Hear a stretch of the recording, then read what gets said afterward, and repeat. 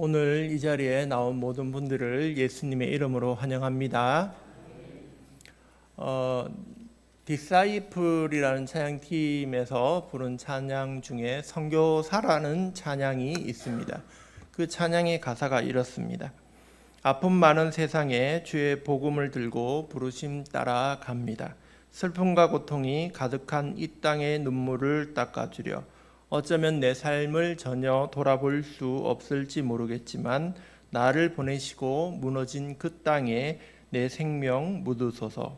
주님의 나라가 세워지는 것이 나의 평생 소원.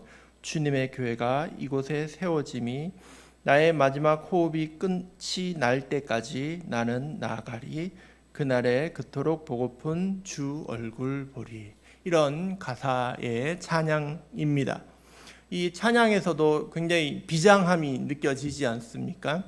우리가 흔히 선교사, 선교라고 생각하면 어려운 환경 속에서 고생하며 목숨이 끊어질 때까지 그 땅에 뼈를 묻으며 사는 그런 분들이라는 인식이 있습니다. 또 선교사님들의 그런 간증이나 보고를 들을 때 고생했다고 할 때 오히려 큰 은혜를 받는 것을 보게 됩니다. 그러나 선교사에 대한 이러한 부분들이 일부분은 맞을지 모르지만 너무 극단적으로 생각하지 않았으면 좋겠습니다. 왜냐하면 선교의 사명은 우리에게 주신 것이기 때문입니다. 예수님이 교회에 남겨주셨고 우리가 교회입니다. 어떤 사람들은 이 땅을 떠나 타지로 가서 선교하는 떠나는 선교사도 있지만 반면 보내는 선교사도 있습니다. 기도와 물질로 후원하는 그러한 우리들이 있습니다. 또 최근에는 심지어 우리나라에 외국인들이 들어와서 정착하며 다문화 가정을 만들기도 하고 외국에 나가지 않아도 문화권을 넘어서 언어를 넘어서 선교할 수 있는 그러한 장이 펼쳐지고 있습니다. 제가 맡고 있는 유치부에는 다문화 가정 혹은 외국인 가정이 어느 정도 된다고 생각하십니까? 제가 퍼센테이지로만 얘기 드리면 44%입니다. 44%나 되는 사람들을 그동안 선교해 온 것이죠. 이러한 선교의 이야기는 결국 멀리 있는 게 아니라 이미 우리의 삶 속에 가까이 와 있다는 것입니다. 오늘 이렇게 선교의 이야기를 꺼내는 것은 오늘 사도행전 13장의 본문이 역사상 처음으로 안디옥 교회에서 선교사를 파송하는 본문이기 때문입니다. 오늘 이 본문의 말씀을 통하여 선교가 어떻게 일어나는 것인가, 선교에 대해서 함께 말씀을 나눠보도록 하겠습니다. 첫 번째로 선교의 주체가 있는데 선교의 주체는 바로 하나님이십니다. 오늘 말씀의 1절 2절에 보면 2절 중간쯤에 보면 성령이 이르시되 내가 불러 시키는 일을 위하여 라고 말씀이 나옵니다. 오늘 본문에 안디옥 교회가 등장하고 안디옥 교회에 5명의 지도자가 나옵니다. 바나바, 시므온, 루기오, 마나엔 그리고 사울입니다. 이들이 모여서 예배하고 금식 기도하는데 성령님이 그들에게 말씀하셨습니다. 성령님이 그들에게 말씀하심으로 선교가 시작되었습니다. 선교는 하나님으로부터 시작된 일입니다. 하나님이 선교의 주체이십니다. 우리가 잘 아는 사도행전 1장 8절에서도 오직 성령이 너희에게 임하시면 이라고 해서 성령님이 이 일을 행하시는 분이심을 우리에게 가르쳐주고 있습니다. 사도행전 곳곳에서 하나님께서 친히 전도와 선교가 일어나게 하심을 보게 됩니다. 또 이어서 사도행전 그 2장에서 보면 성령 강림 사건이 나오는데 그때에 예루살렘에 많은 곳에서부터 여러 곳에서부터 사람들이 와 있었습니다. 바데와 메데, 엘람인과 메소포타미아, 유대와 갑바도기아, 본도, 아시아, 부르기아와 밤빌리아, 애국과 구레네에 가까운 리비아 여러 지방에서 사는 사람, 로마에서 온 사람, 그레데인과 아라비아인들이 있었습니다. 그런데 그 사람들을 향하여 성령 충만함을 받은 사람들이 각기 다른 나라 말로 말하기 시작합니다. 중요한 것은 다른 나라 말로 했는 것도 중요한 사건이지만 그들이 말한 내용이었습니다. 하나님의 큰 일을 말하였습니다.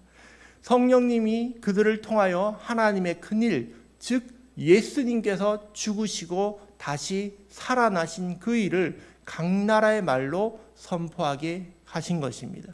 선교는, 전도는 하나님으로부터 시작됩니다.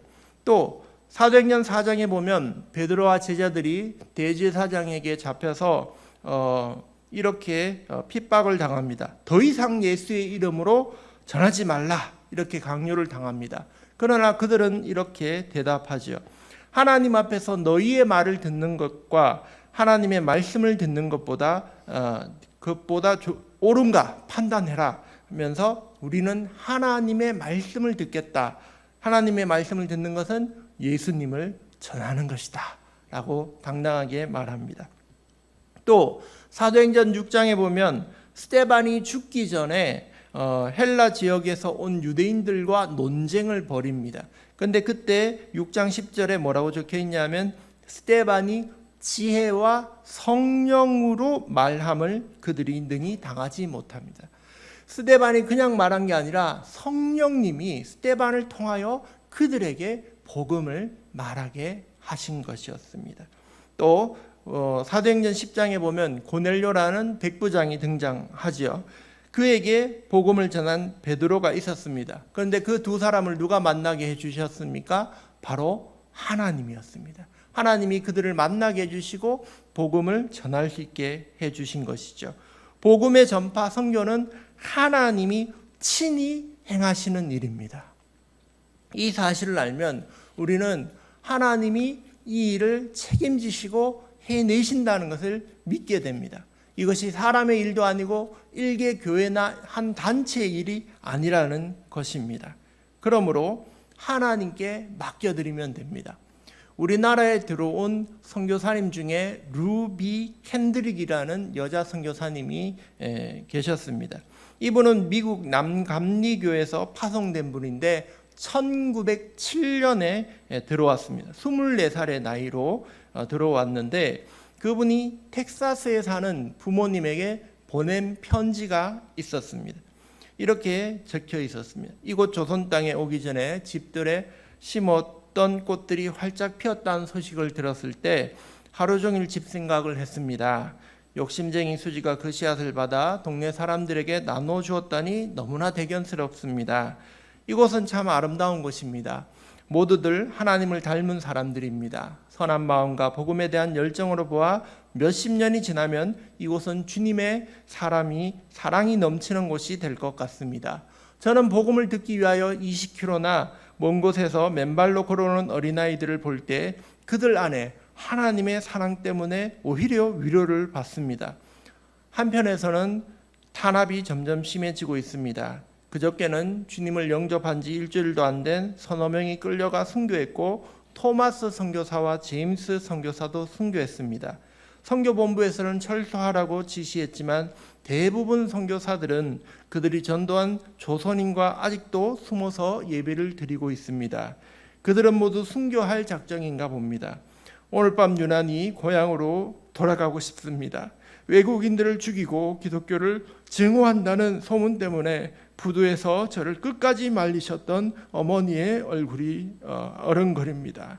아버지, 어머니, 어쩌면 이 편지가 마지막일 수 있습니다. 제가 이곳에 오기 전에 뒷뜰에 심었던 한 알의 씨앗으로 인해 내년이면 온 동네에 꽃이 가득하겠죠. 그리고 또 다른 씨앗을 만들어내겠죠. 저는 이곳에 작은 씨앗이 되기로 결심했습니다. 제가 씨앗이 되어 이 땅에 묻히게 되었을 때 아마 하나님의 시간이 되면 조선 땅에는 많은 꽃들이 피고 그들도 여러 나라에서 씨앗이 될 것입니다. 루비 선교사님이 이러한 어려운 가운데서도 한국말을 배웠습니다. 8개월 동안 한국말을 배웠는데 병이 걸려서 그만 순교합니다.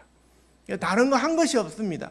그냥 공부하다가 병 걸려서 돌아가셨어요. 그리고 편지를 몇 장 보내셨습니다. 그래서 사람들이 볼 때, 야, 저 사람은 와서 아무것도 안 하고 그냥 죽었구나, 선교가 되었을까 그런 생각을 할 수 있을 것입니다. 그러나 하나님이 선교를 주관하십니다. 그녀가 쓴 편지를 통하여 고향 땅에 알려지게 되고 이 편지를 통하여 그들의 청년들이 다시 한번 결단하게 되고 헌신하게 되어 더 많은 선교사들이 오게 되었다고 합니다. 선교는 하나님이 하십니다. 하나님이 선교를 이루어가는 데는 또 그 세밀한 일을 수행하는 사람들이 있습니다. 그것이 바로 교회입니다. 둘째, 선교를 수행하는 사람들은 교회입니다. 하나님께서는 선교를 주관하십니다. 그런데 혼자 하시지 않고 그 일을 사람들에게 사명을 맡겨주셨습니다. 하나님께서 선교를 사명을 다하기 위하여 교회를 세우셨는데 사도행전에서는 두 교회가 등장합니다. 예루살렘 교회와 안디옥 교회입니다. 그런데 이 두 교회는 역할과 구성원들이 매우 달랐습니다. 예루살렘 교회는 예수님과 함께 지냈던 12사도들이 있었고, 그리고 오순절 성령 강림 사건으로 시작했으며 3,000명이 더해지고 5,000명이 더해지며 계속 부흥했습니다. 그러나 예루살렘 교회 성도들은 모두 유대인들이었습니다. 히브리파 유대인들이 있었고, 날 때부터 그곳에 있었던 유대인들과 다른 곳에서 왔지만 헬라파 유대인들이 있었지만 모두 다 유대인들이었습니다. 그래서 하나님은 예루살렘 교회의 선교 목표 중에 예루살렘과 온 땅과 사마리아에 대한 부분을 맡겨 주셨습니다. 스데반의 박해 이후에는 안디옥 교회가 시작되었습니다. 이들 교회에 오늘 본문에서 읽은 5명의 지도자가 나옵니다. 그런데 이 5명의 지도자는 놀랍게도 출신과 계층이 다 다릅니다. 제일 먼저 등장하는 바나바는 유력한 가문의 출신인 정통 유대인입니다. 그는 레위인이었고 재산이 어느 정도 있어서 밭을 팔아서 교회에 헌금할 정도가 되는 사람이었습니다. 두 번째, 니게르라 하는 시므온이 있는데, 니게르는 니그로, 즉 흑인을 뜻합니다. 검다는 말입니다. 2000년 전의 흑인은 노예들입니다. 로마 제국에서 노예들이 흑인이었는데 놀랍게도 그 중에 예수님 믿고 지도자에까지 자리에 올랐다는 것입니다. 또 세 번째, 루기온인데 루기온은 구레네 출신입니다. 구레네는 아프리카에 있는 리비아 땅에 있는 도시입니다. 즉 이 사람도 아프리카 출신 흑인입니다. 그리고 네 번째가 마나엔입니다. 마나엔은 헤롯의 젖동생이라고 나오는데, 젖동생은 쉰트로포스라고 한 어머니의 젖을 먹고 자란 형제이기도 하지만 어릴 때부터 함께 자란 사람을 말합니다. 즉 어떻게든 헤롯 왕가의 사람, 귀족을 의미합니다. 그는 귀족이었고 로마에 붙어서 유대인들을 압제한 그러한 매국노와 같은 사람들의 무리였지만 예수님 믿고 교회의 지도자가 됐습니다. 마지막이 사울입니다. 그는 원래 핍박자 출신이었고 박해자였지만 예수님 믿게 되었고 초대교회의 원래 적이었던 사람이었습니다. 이렇게 다양한 사람들, 다양한 인종의 사람들, 다양 출신의 사람들이 모여서 안디옥 교회를 이루었습니다. 그런데 그 말씀을 보다 보면 이 마나에는 귀족인데 그 앞에 두 명이 흑인들의 이름이 먼저 등장합니다. 먼저 흑인이 있고 나중에 귀족이 등장한 것을 볼 때 차별이 없었다는 것을 우리는 알게 됩니다. 마태복음 24장 14절에 예수님이 말씀하셨습니다. 이 천국 복음이 모든 민족에게 증언되기 위하여 온 세상에 전파되리니 그제야 끝이 오리라.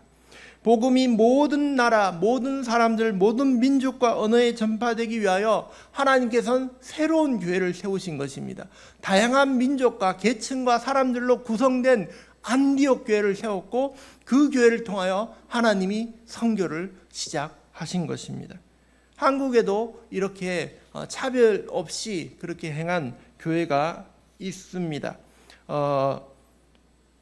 초기에 한국에 기독교가 들어올 때 정북 김제에 있는 금산교회라는 곳이 있습니다.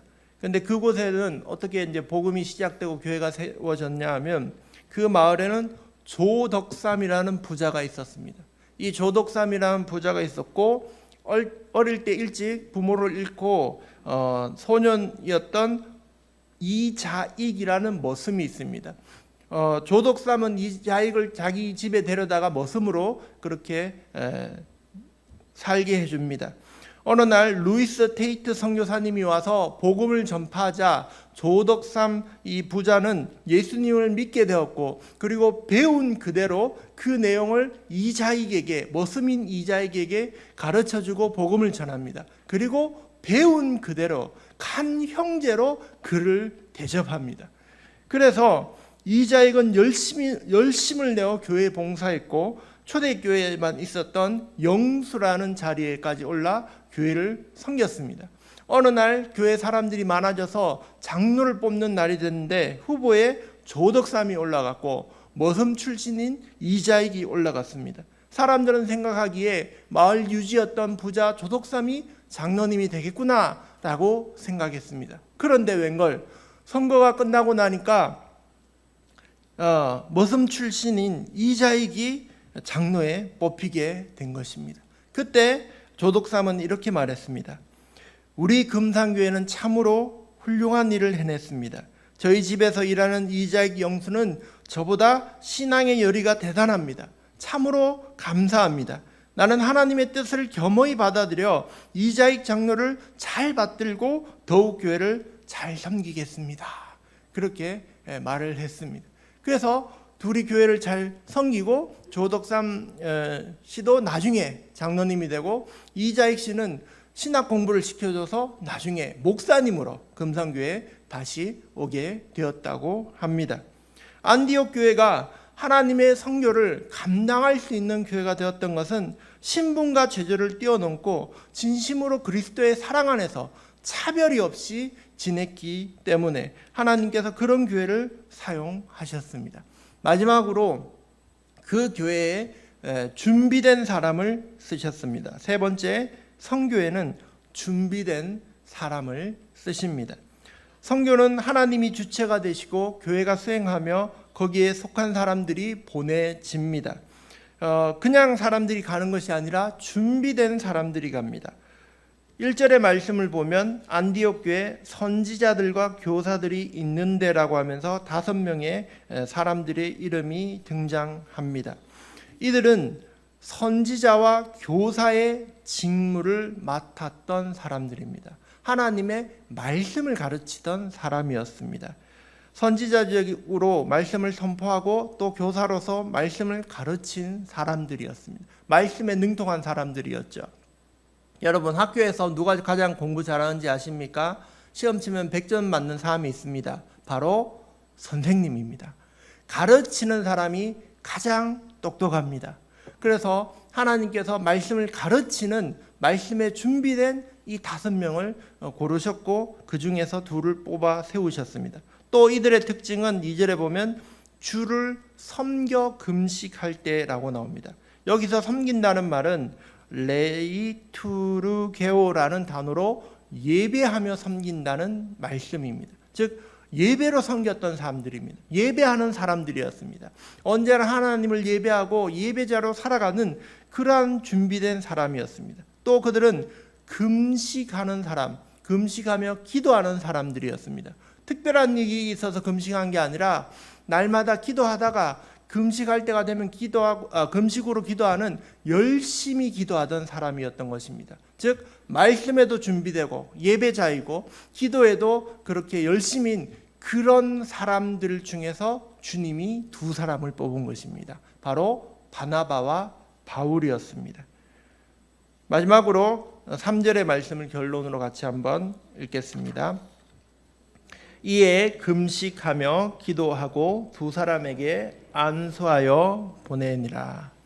여기서 보내다라는 말은 아폴류오라는 단어인데 이것은 놓아주다, set free라는 뜻입니다. 자식이 결혼해서 나가면 분가합니다. 떨어져 나갑니다. 그러한 뜻입니다. 바나바는 어떤 사람입니까? 안디옥 교회에 보내진 첫 번째 지도자, 즉 1대 목사님입니다. 그래서 그 교회를 잘 부흥시켰고 사람들을 격려했던 사람입니다. 또 자신의 힘으로 모자라자 바울을 데려와서 말씀을 가르치게 했습니다. 2대 목사가 바울입니다. 그런데 1대 목사님, 2대 목사님을 다른 곳으로 보내라고 하나님이 말씀하신 것입니다. 그 교회적으로 보면 엄청난 손해입니다. 그들이 있어서 부흥했고 성장했고 양육을 받았는데 보내라는 것에 그들은 순종하며 따라갔습니다. 가장 좋은 것으로 하나님께 드렸던 것입니다. 그때 선교가 일어났습니다. 이것이 하나님의 선교의 원리입니다. 가장 소중한 것을 드릴 때 하나님께서 받으시고 선교가 일어나게 하십니다. 할렐루야. 우리 교회도 이렇게 소중한 것을 드려 전도하고 선교하는 분들이 있습니다. 금요일 되면 우리 유치부 선생님들, 유년부 선생님들, 소년부 선생님들이 밖에 나가서 아이들에게 전도하고 또 외국인 만나면 선교하고 그렇게 하십니다. 얼마나 꾸준히 하고 했으면 그 열매가 많이 맺혔는데 유치부가 올해 처음에 첫 번째 주일에 그 인원수가 6명이었습니다. 그런데 7월 달에 얼마나 전도를 열심히 하셨으면 19명이었습니다. 그만큼 열심히 전도와 선교를 하신 것이죠. 외국인 보면 외국인한테도 막 전하고 어디 사람이든 간에 막 전하고 그렇게 선교했던 것입니다. 그러자 하나님께서 귀한 열매를 부어 주셨습니다. 하나님의 선교에 동참하여 하나님께 영광 돌리는 저와 여러분이 되시면 좋겠습니다. 주님의 이름으로 축복합니다. 아버지 하나님, 오늘 선교에 대해서 함께 말씀을 나누었습니다. 선교는 하나님이 하신 것인 줄 믿습니다. 우리도 선교에 동참하여 주님의 영광을 누리기 원합니다. 가든지 보내든지 기도로 후원하는 사람이 되길 소망합니다. 우리의 소중한 것을 드려서 하나님의 선교 전도가 이루어지길 원합니다. 주님, 우리를 받아 주시옵소서. 예수님 이름으로 기도드립니다.